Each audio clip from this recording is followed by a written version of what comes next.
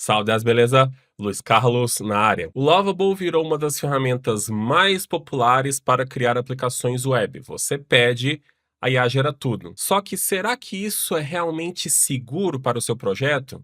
Será que não existe um risco escondido aí? Neste vídeo eu vou te mostrar a arquitetura por trás do Lovable, os pontos fracos e os cuidados que você precisa ter antes de colocar um sistema no ar com ele. Então, vem comigo. Já quero aproveitar para poder pedir o seu like, se inscreva no nosso canal e ative o sininho das notificações, assim você não perde nenhum conteúdo novo e também nos ajuda a crescer. Toda semana nós temos conteúdos top que nem esse aqui. E aproveitando que nós vamos falar sobre inteligência artificial, eu não posso deixar de mencionar o nosso novo MBA de Engenharia de Software com IA. Você vai dominar todo o processo de engenharia de software utilizando inteligência artificial. Então, trabalhar com engenharia de prompt nesse MBA é apenas um dos assuntos. Você vai dominar arquitetura de software com IA, DevOps, SRE, vai trabalhar com os prompts, vai usar inteligência artificial em observabilidade e muito mais. Dê uma olhada aqui no link da descrição para você poder conhecer mais o nosso MBA e os nossos outros treinamentos também da Full Cycle. A Lovable é uma startup sueca fundada em 2023 por Anton Ozika e Fabian Hedden, para a criação automatizada de aplicações web através da inteligência artificial. Por trás, as interações usam o GPT da OpenAI e o Gemini do Google, gerando código com base nas instruções em linguagem natural. É possível construir front-end, back-end e até banco de dados através da técnica do vibe coding. Uma pessoa com pouco ou nenhum conhecimento técnico pode construir um sistema inteiro com ele. Na interface onde o usuário conversa com a IA para gerar o projeto, o Lovable usa o Next.js como base. Além disso, ele tem parceria com o Supabase, que é um BaaS, Backend as a Service. Isso significa que o Supabase oferece serviços prontos, como autenticação, endpoints HTTP, storage e Postgres integrado. Por isso, tudo que você pedir para o Lovable gerar no back-end será construído em cima do Supabase. Já o front-end gerado pelo Lovable é construído usando React.js com Vite.js. Na prática, isso resulta em uma single page application que se conecta diretamente aos serviços do Supabase. Eu vou pedir para o Lovable criar um sistema de mini mercado. Vou passar um prompt para ele, ele vai conseguir criar todo o sistema. Aí nós vamos entender tintim por tintim do que está sendo gerado por trás, e aí vai ficar claro a arquitetura do Lovable, e aí nós vamos discutir os riscos, problemas e as consequências de usar uma ferramenta como essa. Então, vamos aqui para a minha tela. Aqui está o prompt do nosso sistema de mini mercado. Então, crie um sistema completo de mini mercado. O sistema deve incluir front-end, back-end, banco de dados e todas as regras abaixo. Dentro das funcionalidades gerais, deve permitir cadastro de produto, controle de estoque, criação de carrinho, adição de itens ao carrinho, fechamento do pedido, pagamento fictício, algo que não vamos trabalhar, e o histórico de pedidos. Então, algo básico para um mini mercado, você vai adicionar os produtos num carrinho e vai fazer o pagamento. Dentro das regras de negócio, não devemos permitir estoque negativo. Toda vez que faz a compra, debita do estoque. O preço do produto no carrinho deve ser o mesmo que o preço que está ali no produto. Cada carrinho pertence a um único usuário. Um pedido só pode ser criado se houver estoque suficiente. O fechamento do pedido deve diminuir o estoque dos produtos. O pagamento deve ter o status de pendente, pago ou pagamento que falhou, o failed. Um pedido só pode virar pago após o pagamento ser confirmado e todas as operações que envolvem estoque devem ser transacionais, uma vez que nós teremos várias carries de mudança de estado no banco, ativar o modo transação seria algo básico, né? E temos aqui a estrutura de dados, já passamos o que deve ser feito, então está bem mastigado.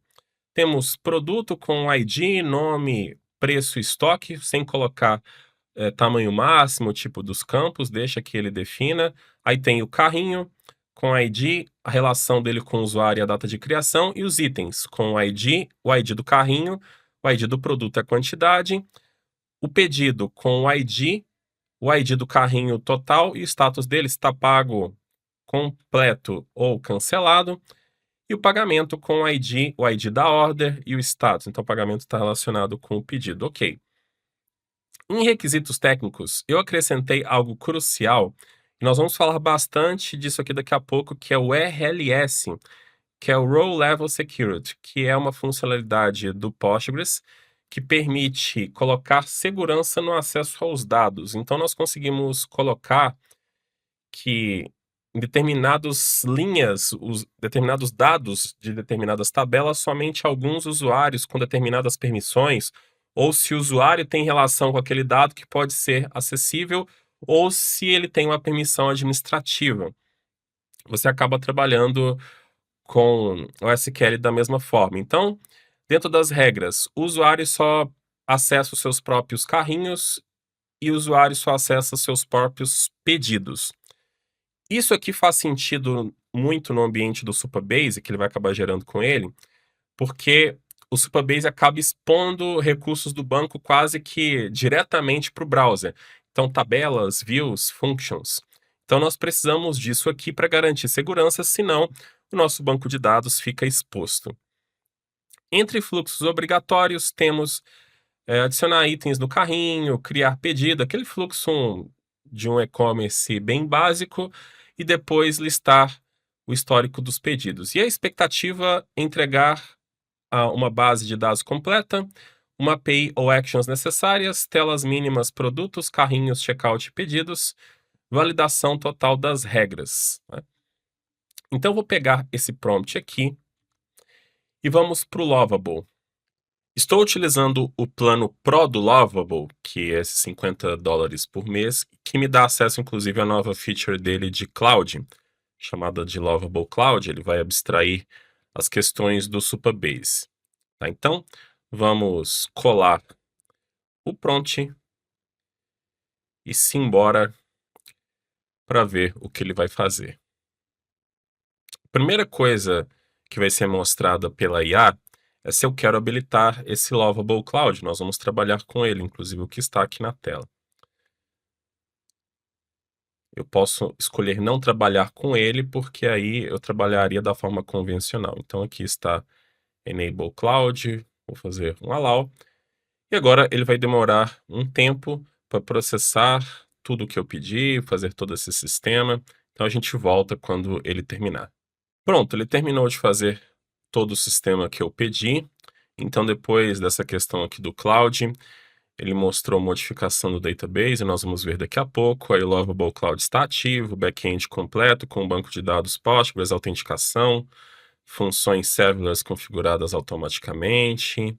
Enfim, aí ele está colocando aqui um resumo, autenticação com usuário e senha, catálogo de produtos com estoque, carrinho de compras funcional, checkout transacional, add function. Então, ele respeitou um princípio de fazer esse processamento do lado de back-end, porque nós podemos fazer no front, vocês vão ver depois o que significa isso. Vamos brincar rapidamente aqui com o sistema. Ele já caiu nessa parte de ALF. Provavelmente não vamos conseguir acessar o catálogo sem estar autenticados. Poderíamos até mudar isso. Então vamos criar uma conta. Vou criar aqui um usuário com uma senha. E está aí. Eu poderia pedir para ele adicionar imagens e outros detalhes, mas já está de bom tamanho o que ele fez. Então, tenho aqui o carrinho que não tem nada, pedidos, vamos ver se ele adiciona... O arroz foi adicionado no carrinho, então nós teremos o arroz aqui com o finalizar. Por algum motivo, a add function não funcionou. Vamos dar uma olhada no código-fonte.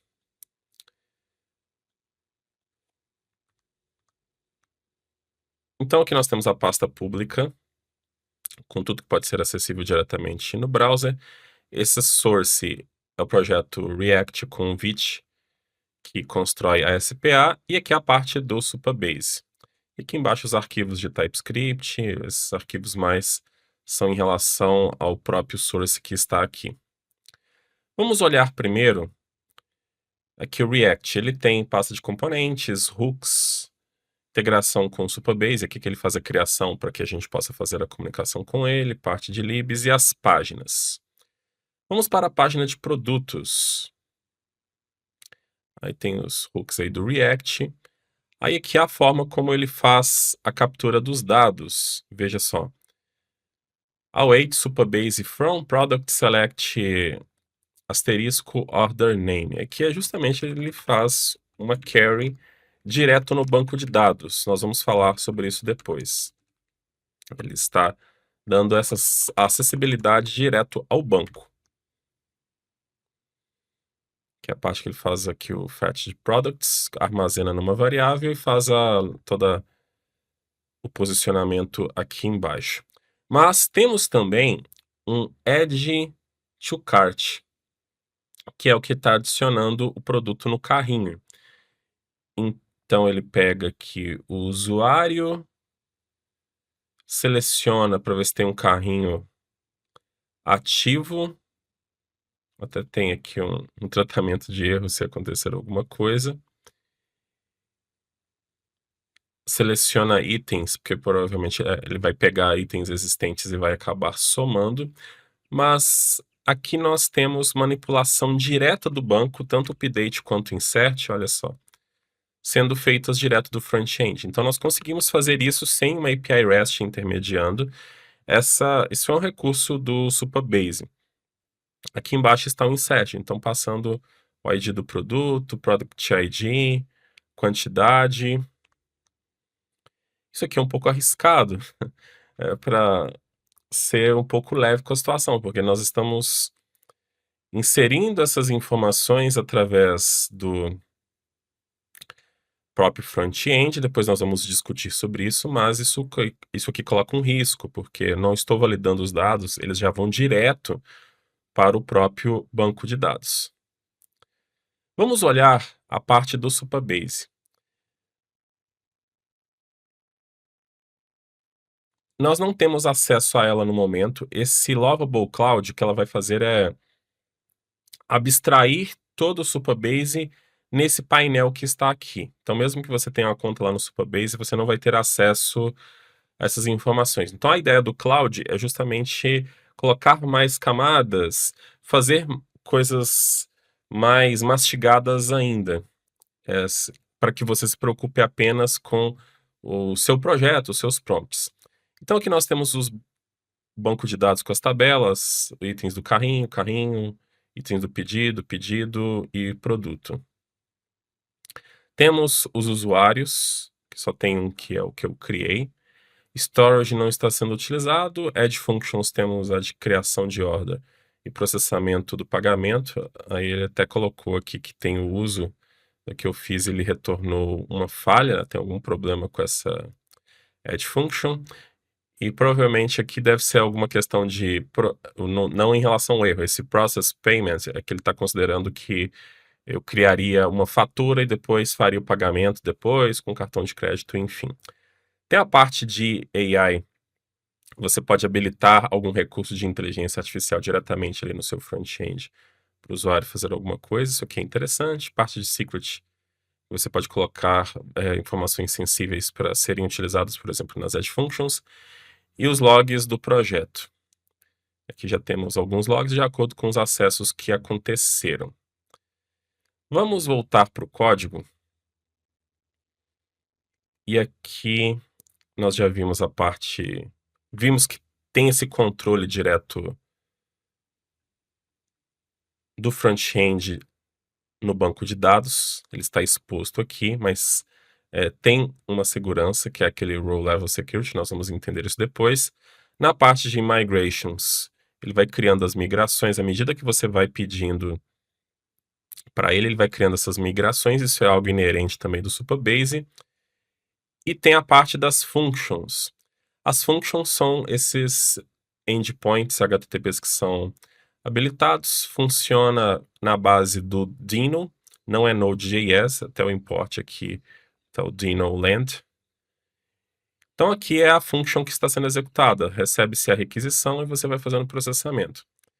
Aí que ele cria o objeto do Supabase, ele vai começar a fazer a criação da ordem, então ele vai capturar o cart, então ele usa o Supabase Client, consulta o cart, se não existir vai retornar um erro, aí vai pegar os itens, provavelmente porque ele vai consolidar o total. Aí ele faz aquela conta básica do total, depois aqui ele está fazendo a criação da order. Se caso der erro, mostra ali o erro. Pega depois os itens aqui, porque tem o update do estoque, que era o que eu tinha colocado. Então ele vai fazer o update em produto e depois o insert no pagamento. É a ideia básica, mas aqui já tem vários problemas que nós deveríamos consertar. Mas levando-se em consideração, isso aqui seria um prompt ou uma interação, porque um usuário comum não vai colocar um prompt detalhado tecnicamente. Então, pense que isso aqui é uma solução que o Lovable está entregando para usuários comuns. E a gente já viu uma série de problemas aqui que nós vamos discutir daqui a pouco. Vamos entender a arquitetura por trás do Lovable, que boa parte disso é o Supabase mais inteligência artificial que nós estamos lidando, que eu expliquei, ele tem o GPT da OpenAI, Gemini, mas a arquitetura técnica é um projeto SPA com React que se comunica com a plataforma do Supabase. Então fazemos chamadas HTTP ou podemos usar WebSocket, acessamos as Edge Functions, como nós vimos ali, Storage não utilizamos, mas também é acessível facilmente. Inclusive, essa parte de infraestrutura do Supabase fica na AWS, mas a questão é que nós temos uma diferença muito grande para um sistema tradicional, que tem ali as camadas, que você vai ter uma API REST na frente, intermediando a comunicação com o banco de dados. Aqui até a gente tem essas camadas do Supabase, mas vamos imaginar que o banco está exposto diretamente. Nós vimos ali como que as coisas se dão. Então, podemos acessar tabelas, views materializadas do Postgres, funções do Postgres. Esses artefatos podem ficar expostos diretamente ao front-end sem que tenhamos um back-end aqui no meio. E, obviamente, isso seria muito arriscado. Por isso que antes de acessar, o Postgres chama o RLS, que é o Row Level Security, que vai ser uma política que é aplicada, ou várias políticas, na verdade, a esses artefatos que vão ficar expostos. Isso não é algo que o Supabase criou, é algo que o próprio Postgres tem. Nós podemos entender isso olhando aqui para o código-fonte.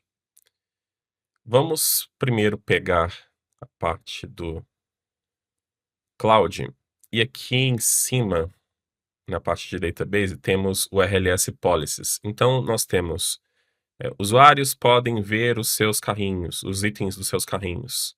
Usuários podem inserir itens nos seus carrinhos, pode inserir itens e carrinho de outras pessoas. Isso aqui é para política de cart items. Cada artefato tem, cada componente do banco pode ter o seu RLS. Para o caso de produto, todos podem ver produtos. Então aqui não temos nenhuma restrição, porque os produtos estão públicos, né? Na verdade, até poderíamos colocar que somente, pelo menos, usuários autenticados, nesse caso, poderiam acessar os produtos. A parte aqui de orders, usuários podem ver suas orders, usuários podem criar suas orders, usuários podem atualizar suas orders. Aqui nós já vemos uma condição que esse auth.uid é igual a user ID.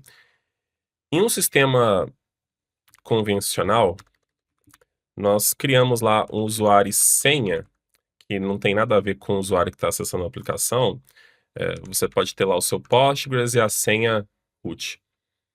Então, se o Zezinho está acessando o sistema, você usa essa conexão com esse usuário para poder acessar o banco de dados. Normalmente não tem nenhuma restrição, a não ser as já impostas ali pelas permissões padrões do banco. Mas aqui não. Para cada usuário que nós temos, tem esse registro de usuário, ele pode acessar o banco com as suas devidas restrições. Então, toda vez que se faz uma conexão, é aquele Supabase Client, que está no front-end ou na Edge Function, ele vai estabelecer a identidade do usuário. Aqui, por exemplo, na Edge Function, nós estamos passando esse header com o JWT, porque quando nós estamos autenticados, ele vai enviando o JWT para o back-end, né? Então, se cria a conexão a partir desse usuário. Então, tem toda essa restrição já imposta pelas policies, pelo RLS. Aqui nós vemos as policies. Vou colocar a policy aqui. Então, quando tiver a questão do usuário autenticado, está pegando o usuário que está autenticado no banco. Aqui é o usuário, pode ver o seu próprio carrinho. Então, eu estou vendo se o usuário autenticado é igual ao user ID da tabela de kart. Vou deixar mais perto isso aqui para que você veja melhor. A ideia é justamente essa. Então, é esse Role Level Security que não deixa a coisa degringolar. Ela que garante essa segurança. Então, acaba funcionando assim. Você tem o banco acaba se tornando protagonista desse desenvolvimento. Um paradigma diferente do que normalmente nós estamos acostumados. E é uma plataforma, na verdade, que já existe há um bom tempo. Então, por enquanto, aqui nós estamos entendendo essa arquitetura por trás. Agora, vamos aos problemas. E como nós estamos falando sobre exposição de banco de dados, isso aqui é um problema clássico que você tem a sua tabela de produtos totalmente exposta. Você pode ter as suas tabelas totalmente acessíveis, mas algumas colunas não deveriam estar expostas diretamente para o front-end. No caso de produto, não devemos ter o estoque. Seria muito arriscado expor essa informação. Então, qual solução devemos fazer? Vamos chegar aqui para o Lovable e especificar isso. Como o front-end acessa diretamente a tabela de produtos, temos a coluna estoque sendo exposta. Não deveríamos deixar esta informação acessível no front-end. Tá bem claro, né?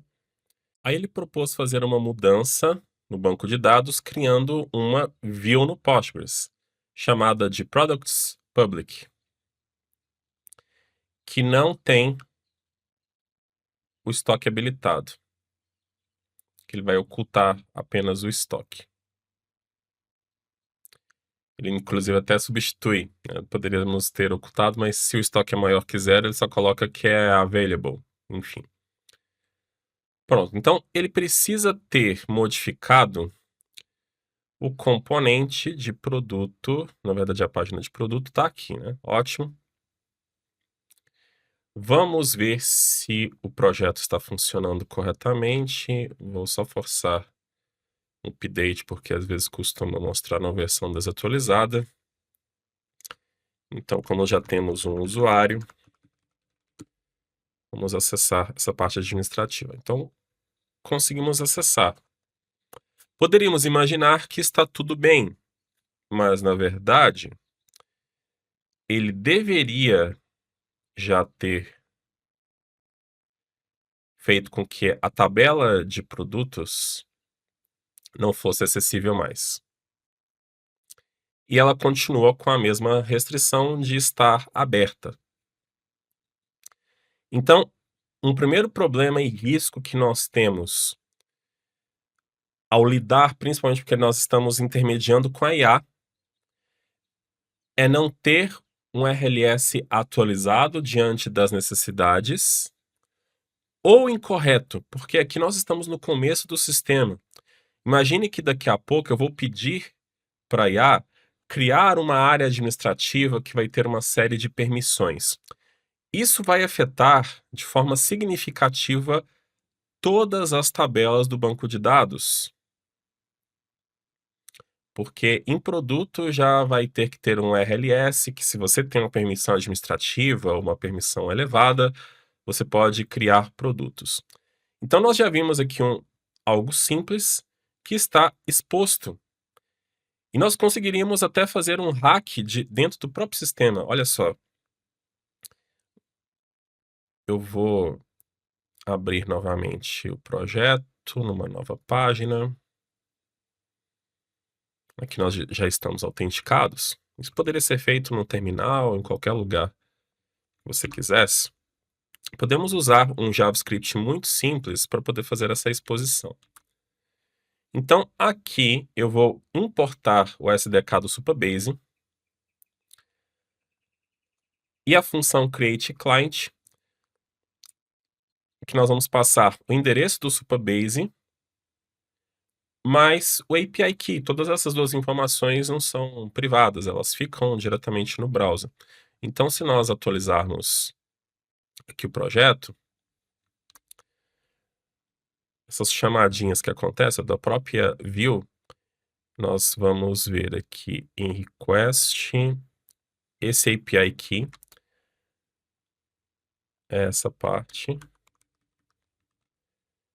E aqui em cima nós temos o endereço do Supabase, supabase.corporation. Então passamos para cá. O que isso vai fazer? Ele vai criar uma variável S no objeto window. Então podemos digitar S. Aí se eu fizer S from, eu já tenho aqui, ó, products, select asterisco then console log, nós conseguimos capturar todos os produtos. Algo muito simples. Poderia fazer um hack, me beneficiar no sistema, fazer alguma coisa que eu tivesse algum benefício na hora de fechar esse carrinho ou qualquer coisa assim. Ou tentar acessar uma informação privilegiada, permitindo fazer outros tipos de ataques, pegar informações da base de usuários. Os usuários poderiam estar expostos, tá? Então perceba no problema que nós temos, apesar do RLS permitir que esse banco de dados seja exposto da forma que ele está, se ele não está atualizado, muito bem configurado, o que vai adiantar? Como nós vamos fazer essa rastreabilidade? Primeiro, em questão de testes, teríamos que fazer testes em nível de banco de dados para ser mais produtivo. O Supabase recomenda o pgtep, que vão ser uma série dessas funções utilitárias, REST tables e tudo mais. Você cria ali o teste fazendo esses selects e outras coisas e ver se está funcionando. Mesmo assim, vai ser muito difícil fazer debug, saber se as regras estão condizentes. É muito arriscado, você está expondo o seu banco. Ele é esse modelo de programação, o banco de dados é o protagonista. Então, esse aqui é o primeiro problema. Nós já vimos o problema em relação à segurança. À medida que você vai, eu já fiz várias interações, a IA vai se perdendo, vai criando uma série de outros problemas. Inclusive, tem um problema que, ao configurar essas policies, vamos pegar aqui o caso de uma policy para valer. Aqui. Nós temos aqui policy.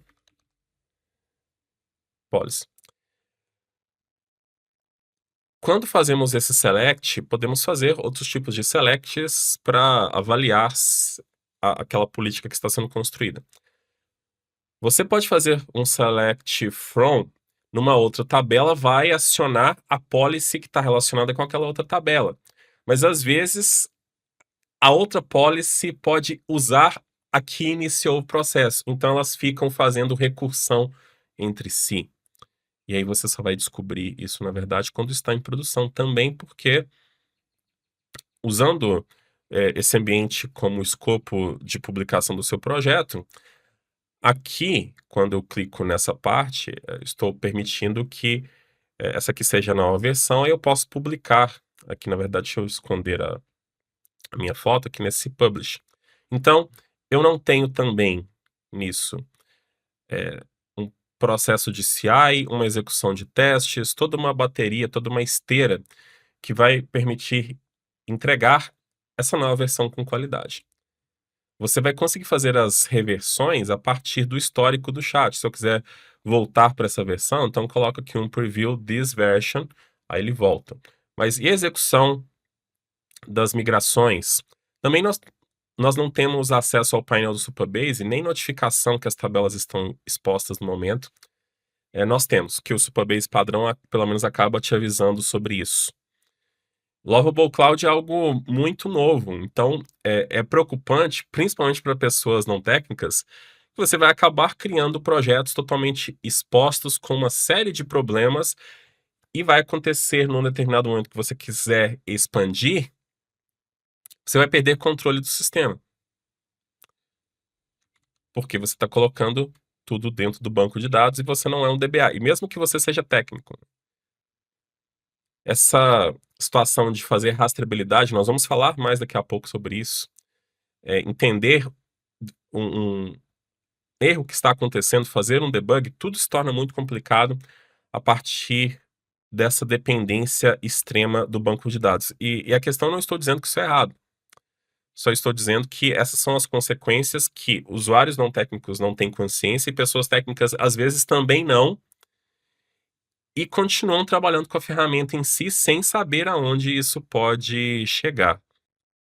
Na parte de manuseio do carrinho, que está aqui na página de produtos, nós temos outro problema muito grave, que se você não for claro do que você quer para ele pode criar a sua regra de negócio totalmente no front-end. Então imagina você adicionar coisas do carrinho, até que o carrinho poderíamos relevar, mas eu já fiz testes apenas pedindo para ele criar essa order, colocando ali requisitos, ele criou a order e o pagamento diretamente do front-end, ele não fez uma add function para isso. Então, imagine isso aqui ser a criação da order, com total e etc. Imagine outras operações sendo feitas diretamente do front-end.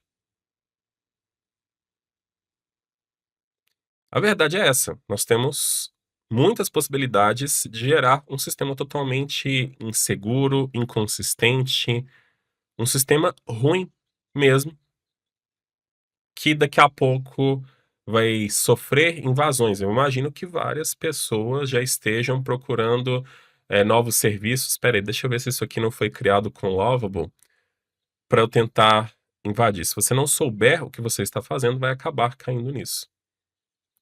Vamos pegar a parte das add functions. Também nós temos uma questão envolvendo as add functions criadas, porque aqui ele cria a instância do Supabase Client, aí vai pegar o carrinho, ele vai fazer mais de um insert no banco. Então ele começa fazendo aqui o insert do produto, da order, do pedido, depois faz dos itens também. Aqui embaixo que ele vai fazer dos itens. Vamos ver todos os inserts que tem aqui. Tem mais um. Ele insere, na verdade, todos de uma vez. E do payment.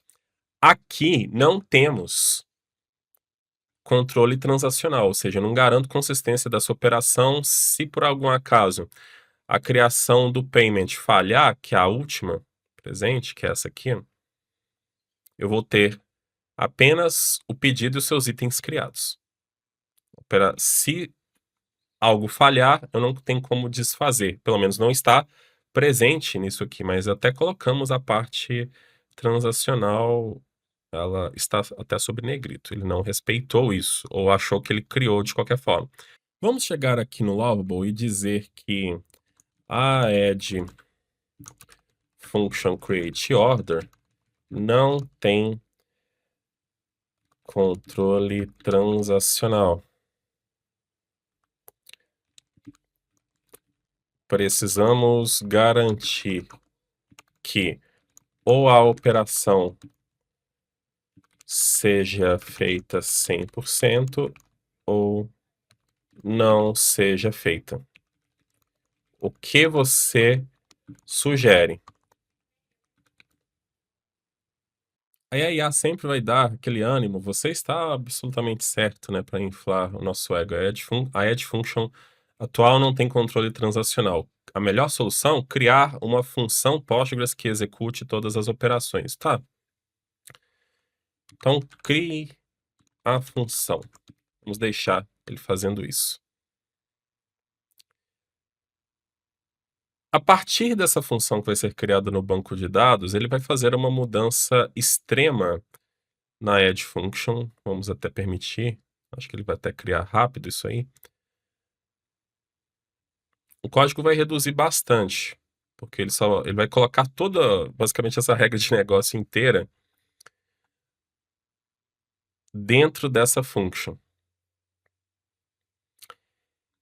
E aí nós vamos jogando ainda mais controle para dentro do banco de dados, voltando àquela situação que nós vimos de rastreabilidade, de testes, de debugging.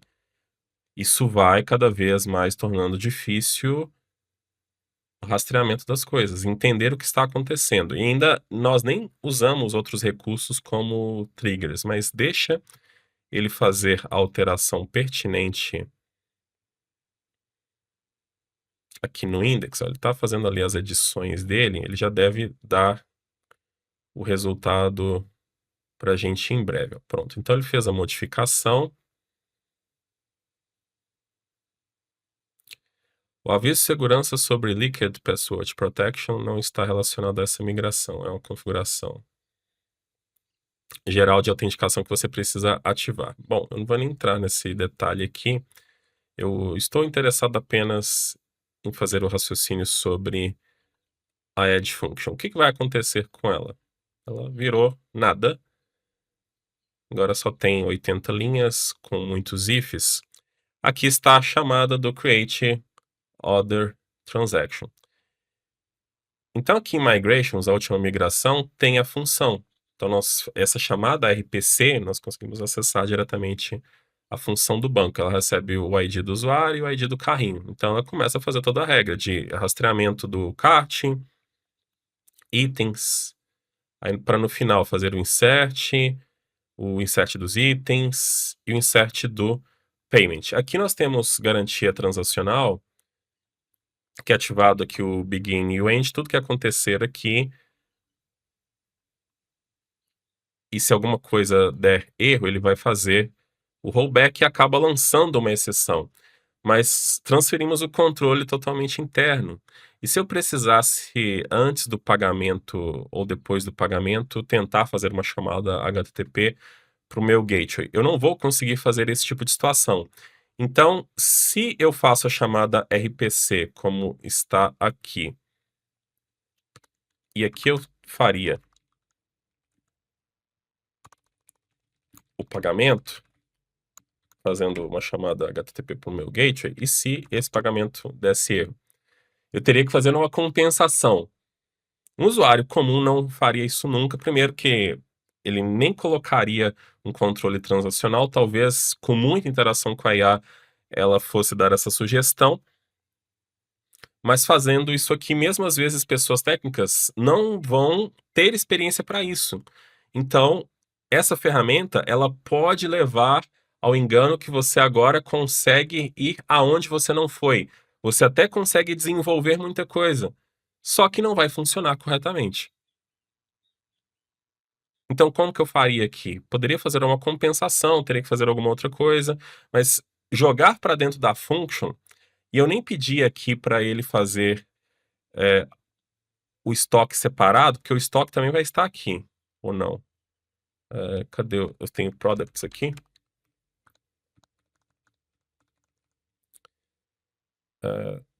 Não tem, aqui, ó, tem o products. Eu poderia falar assim que isso aqui poderia ficar de algo separado, ou ele poderia até criar numa trigger. Quando eu tivesse uma mudança em orders, order item ali, e verificasse que essa order estava completed, capturaria as informações e faria o update do estoque numa trigger. Eu quero chegar nesse ponto porque você vai interagindo com a IA e ela começa a fazer o encadeamento de funções do banco. Então, às vezes, pode ser que você tenha uma view que o objetivo é só consultar, mas ela acessa uma função que processa alguma coisa, que desencadeia uma trigger, que desencadeia outra trigger, que desencadeia outra trigger, e que ainda uma trigger pode chamar uma add function, que é um recurso que o Supabase disponibiliza. Olha só. Mas tirando a view de lado aqui, eu posso ter uma função que faz o encadeamento de uma série de triggers que até chama uma outra função, e na hora que isso acontecer um erro, você quer fazer um debug. É muito difícil de fazer isso aqui, vai demorar muito tempo, vai dar muito trabalho, nem com testes muitas vezes você vai conseguir ter um rastreamento desse tipo, nem utilizando algo como o PGTAP. Então, essas decisões de arquitetura são cruciais para o seu projeto. Você está disposto a lidar com essas consequências? Os usuários comuns não têm a mínima noção disso, e pessoas técnicas sem experiência também não. Então, o que acontece é que a gente teria que ter muito conhecimento de arquitetura e engenharia de prompt para saber o que pedir para o Lovable. Só fazer o pedido e dar só algumas noções do que ele precisa fazer não vai ser suficiente. Então, é preocupante demais isso aqui. Por isso que eu estou fazendo esse vídeo. Agora, o que eu faria hoje? Claro que esse Lovable Cloud vai acabar melhorando um pouco, dando uma outra perspectiva, mas vai continuar a questão de decisões de arquitetura da mesma forma. Porque aqui ele abstrai toda a questão de acesso ao Supabase, obviamente ele ganha com isso, mas eu não usaria, se eu fosse fazer com o Lovable hoje, eu não usaria o Lovable Cloud, eu trabalharia da forma convencional, que é pegando o prompt. Voltamos aqui para o Lovable. Colocamos o prompt novamente, vamos começar do zero.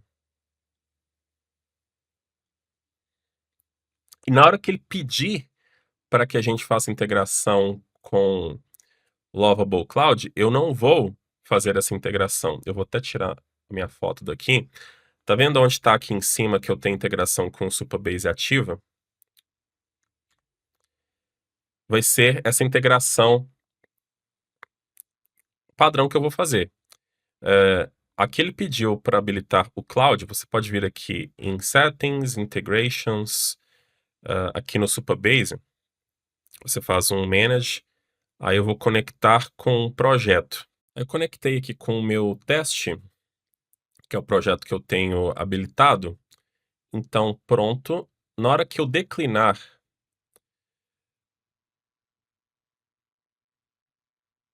na verdade eu nem declinei, ele identificou aqui que eu fiz, primeira versão. Ele já considerou que eu declinei no momento que eu fiz aquilo ali. Então aqui eu tenho o meu dashboard do meu projeto. Esse aqui é o painel do Supabase, tenho as tabelas, que eu não tenho nenhuma ainda. Parte de tables aqui também, ó, tá vazio. As functions, essa aqui são as funções do banco de dados. Aí tem as add functions, não tem nada. Então, aqui eu vou fazer um try to fix para ele começar a fazer o projeto. Então ele vai criando as coisas aqui. Eu tenho visibilidade delas no painel do Supabase, mais controle.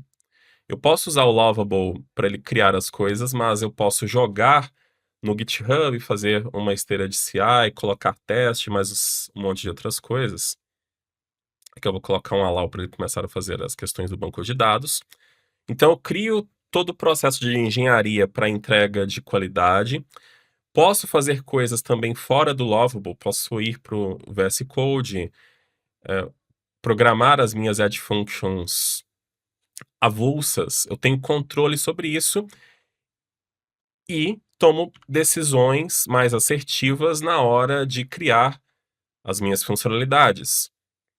Posso usar eventualmente o RLS uma hora ou outra, Mas podemos usar aqui as add functions, que tomar cuidado com o cold start delas, porque são aquelas funções serverless, mas podemos utilizar um routing handling, criando um projetinho com Rono, com Express, com as rotas ali que ele já fica rodando.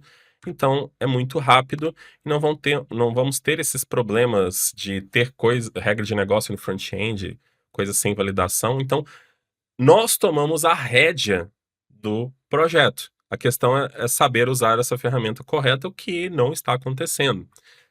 Você tem essa promessa de desenvolvimento aqui 20 vezes mais rápido, a verdade não é assim que vai funcionar, infelizmente. Agora ele vai criar aqui o restante das coisas, mas enfim, pessoal, era isso que eu tinha para passar para vocês. É um vídeo alerta, é muito preocupante o cenário que nós estamos vivendo. Pessoas não técnicas poderiam criar os seus sites, mas criar um sistema com banco de dados vai cair naqueles erros e sempre vai ter alguém esperto que vai sacar que aquilo ali é lovable com o Supabase e vai explorar essas vulnerabilidades. E aqui é apenas o começo desse escopo. E como eu venho falando para os alunos da Full Cycle, ainda mais agora nesse momento de inteligência artificial, os fundamentos são importantes. Se você não souber, não tiver bons conhecimentos sobre arquitetura de software, arquitetura em camadas, bancos de dados, saber tomar decisões de forma assertiva, você vai deixar que a IA escolha por você, arcando com as consequências lá na frente, criando uma série de débitos técnicos, uma série de problemas que pode fazer, inclusive, o seu projeto morrer, você levar processos, enfim, coisas muito ruins podem acontecer.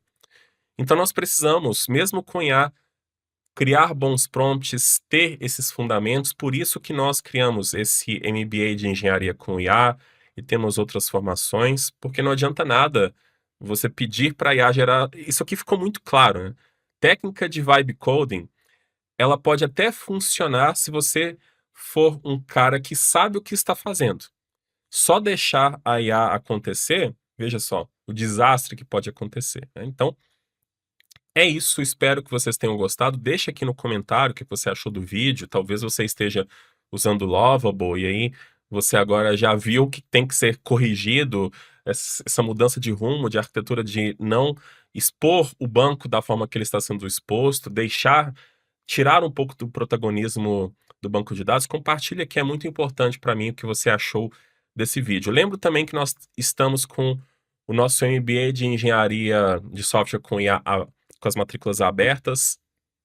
Veja aqui o link da descrição para que você faça sua matrícula e já inicie 2026 com uma formação que vai mudar a sua forma de lidar com inteligência artificial. Isso aqui é um pouquinho do conhecimento que a gente mostra lá, de tomar essas decisões, até mesmo eu não mostrei aqui engenharia de prompt, mas uma série de outras coisas, nós ensinamos tudo isso nesse MBA para você poder ser esse profissional agora preparado para esse novo paradigma, porque de uma forma ou de outra não tem como a gente não usar IA na nossa profissão mais. Então, acesse o link, converse com os nossos especialistas, mas compartilhe aí esse vídeo com outras pessoas, o que vocês acharam.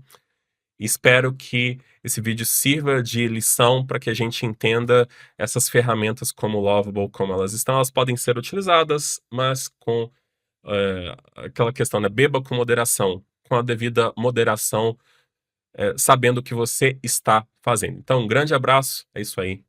Até mais, pessoal. Tchau.